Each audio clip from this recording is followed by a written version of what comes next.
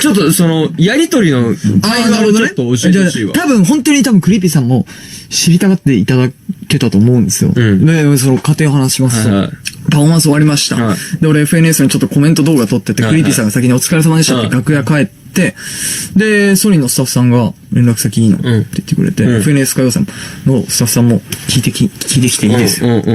本当ですか、ありがとうございますって言って、クリーピーさんの楽屋の前までガンダッシュして、LINE 速攻開いて、お願いします連絡先いいですかって俺は携帯出した。あ、じゃあ一応ジュリからは言ったんだ。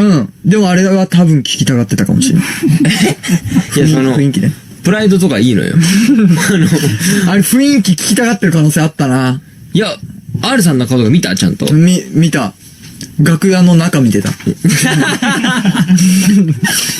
ってなってなかった。いや、だから俺が、連絡先、交換とか、良ければでいいんですけど、大丈夫ですかねって言ったら、松山さんが、全然いいですよ。いつ来るのかなって思ってました。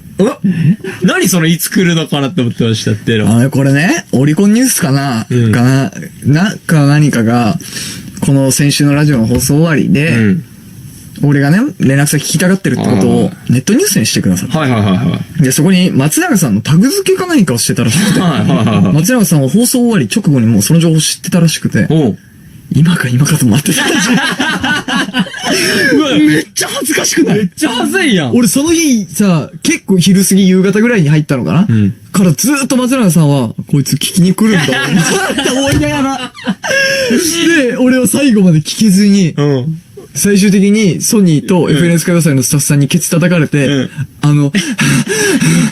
て言いながら、連絡先とか、本当に良ければいいんですけど、大丈夫ですかねって言って。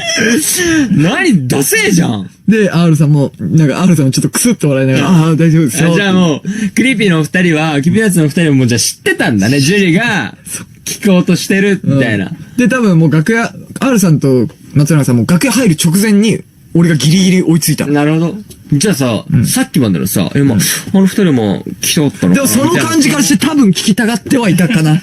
お前マジか。わかんないけどね。そういうことは言ってはいなかったけど。いや、もう完全向こうからしたら、もう、田中樹チキってんじゃんってなって、あいつ全然来ねえじゃんってなって。言った時、松永さん、目と口の角繋がるぐらいニヤニヤ。